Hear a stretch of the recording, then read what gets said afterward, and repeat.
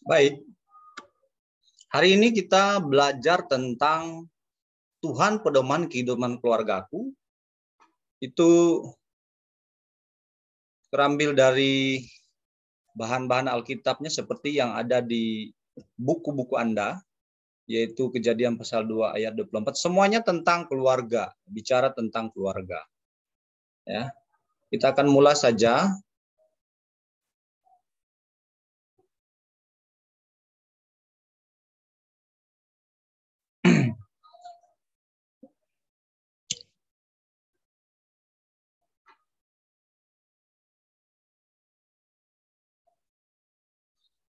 Baik.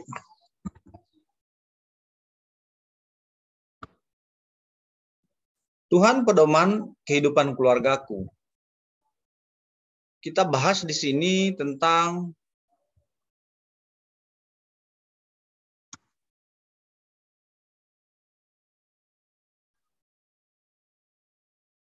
kompetensi dasarnya, yaitu dari 3.1, memahami peran Allah dalam kehidupan keluarga.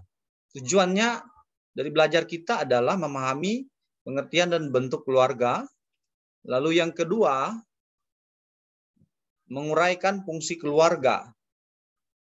Kita lihat pengertian daripada keluarga. Keluarga itu, kita hidup di tengah keluarga ya. Berbagai macam pengertian tentang keluarga, tapi di sini kita simpulkan bahwa di dalam keluarga itu kita hidup dan berkembang, kita bersama-sama dengan keluarga kita, dan dalam masyarakat dapat ditemukan ada dua bentuk keluarga itu, yaitu keluarga inti dan keluarga besar. Keluarga inti itu yaitu terdiri dari ayah, ibu, dan anak. Sementara keluarga besar terdiri dari keluarga inti yang ditambah dengan kerabat lain yang memiliki hubungan erat, yaitu hubungan darah.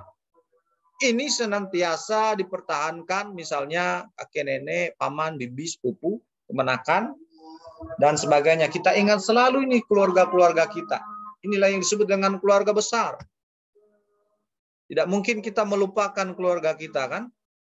Nah, ini definisi daripada keluarga yang bermacam-macam itu. Walaupun demikian, terdapat kesamaan dalam rumusan perbedaan tersebut. Dan merupakan ciri-ciri pokok, yaitu pertama, keluarga merupakan kelompok atau persekutuan sosial yang paling kecil. Keluarga terbentuk apabila ada ikatan darah, perkawinan, atau adopsi. Keluarga merupakan suatu persekutuan yang berawal dari dua orang yang berbeda jenis kelamin yang diikat dalam ikatan pernikahan. Jadi, tiga ciri bentuk ini keluarga, ya. Terdiri dari persekutuan kecil, dibentuk dalam ikatan darah, terbentuk karena ikatan perkawinan, ada adopsi. Adopsi ini kalau orang mengadopsi anak begitu ya, secara legalitas dibuat surat hukumnya ya, supaya sah di mata hukum. Lalu yang ketiga itu suatu persekutuan yang berawal dari dua orang yang berbeda jenis kelamin, diikat dalam ikatan pernikahan. Tentu bukan yang memiliki jenis kelamin yang sama, tapi kalau berbeda, laki-laki dengan perempuan, ya perempuan dengan laki-laki, seperti itu.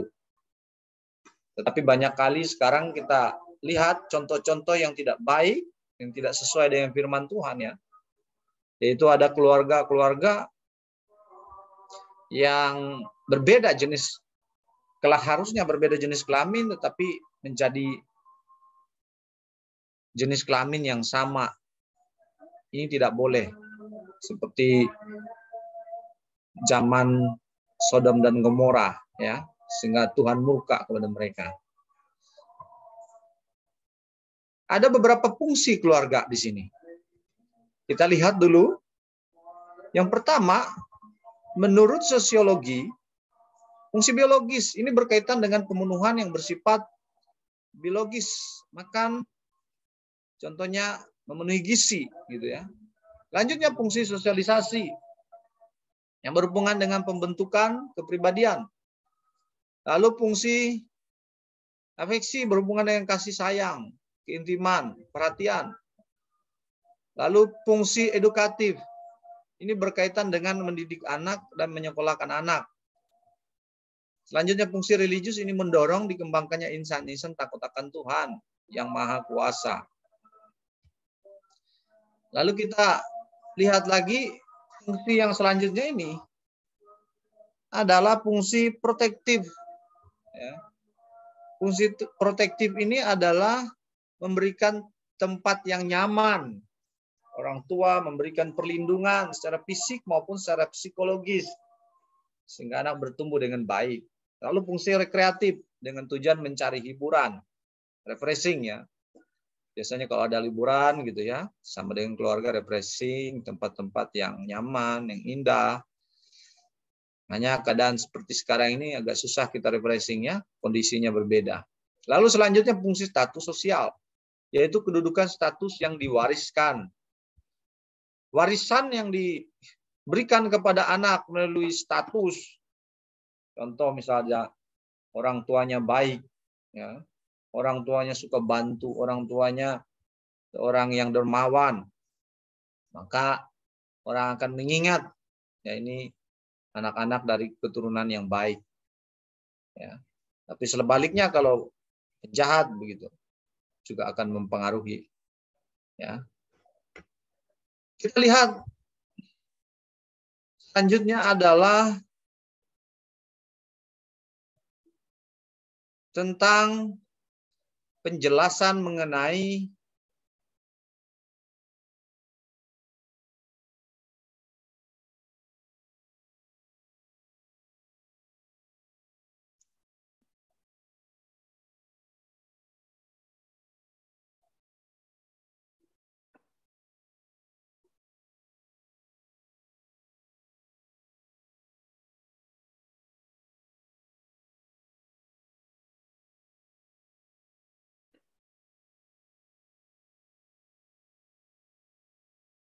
peran Allah dalam kehidupan keluarga.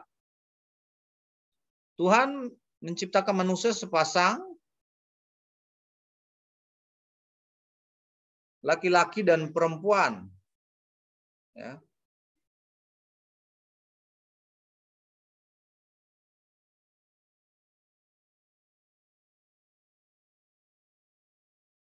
Ya.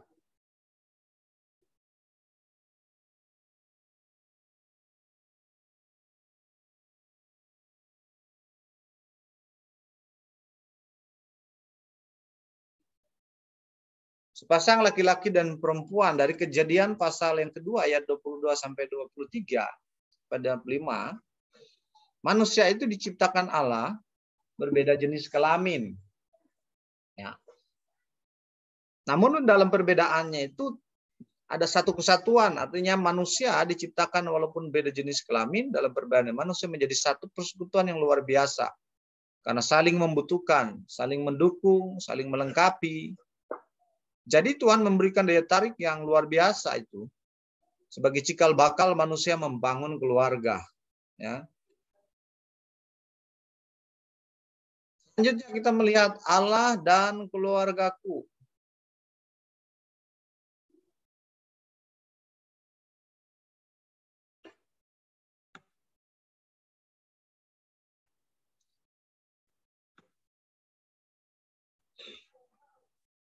Anak mempunyai dua dimensi dalam hidupnya. Yang pertama, anak yang berkembang menjadi remaja dan sebagai salah satu anggota keluarga. Yang kedua, kelak ia akan membentuk keluarga yang baru pada masa depannya. Jadi selain anak itu dia sebagai remaja, sebagai seorang anak yang berkembang, dia juga akan membangun keluarga kelak. Ya. Kita akan lihat pentingnya peranan keluarga itu apa saja. Yang pertama, keluarga sebagai pusat pembentukan kehidupan rohani. Yang kedua, keluarga sebagai tempat bernaung kudus. Yang ketiga, keluarga yang mencerminkan kasih Allah. Yang keempat, keluarga sebagai pencerita yang menceritakan karya-karya Allah di dalam keluarga. Jadi kita melihat ketika keluarga itu hidup ya dalam Kristus, maka peranannya sangat penting ya, supaya anak-anak itu bertumbuh dengan normal, baik secara rohani, baik secara jasmani, ya, secara fisik. Sangat penting sekali peran daripada keluarga itu.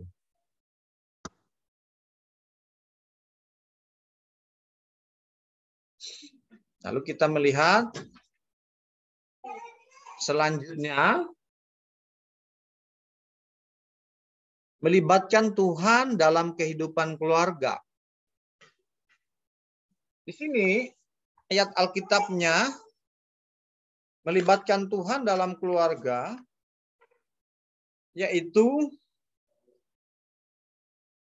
jikalau kita melibatkan Tuhan dalam keluarga, artinya Dia berperan di dalam kehidupan kita, maka yang pertama adalah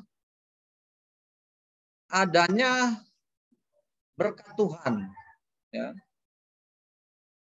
Berkat Tuhan ini bukan hanya secara materi, tetapi juga kesehatan, sukacita, seperti yang ada di dalam Kejadian pasal 24 ayat yang pertama, yang diberkati olehnya.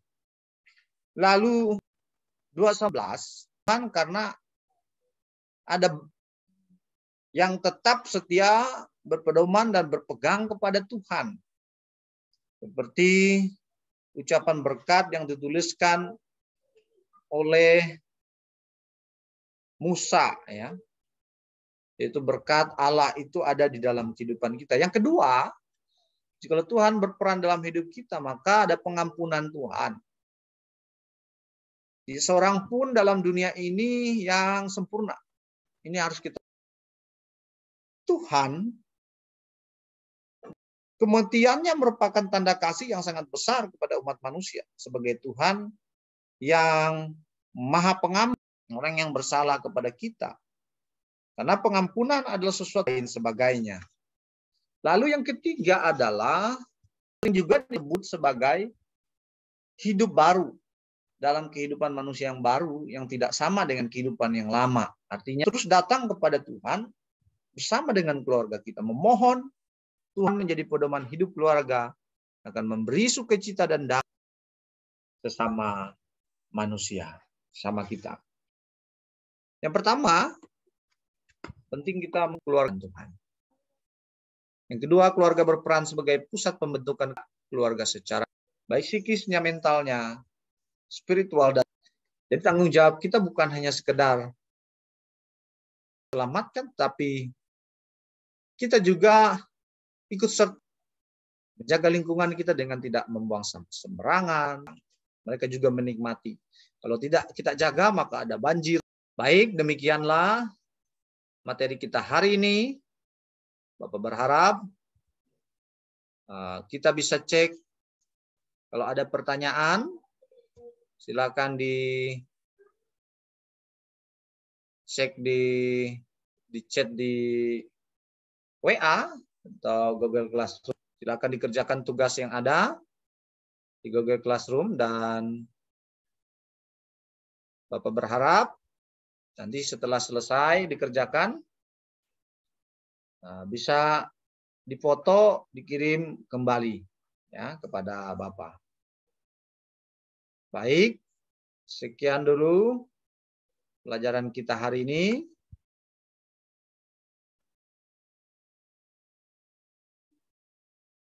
Kiranya Tuhan memberkati kita. Mari kita bersatu dalam doa.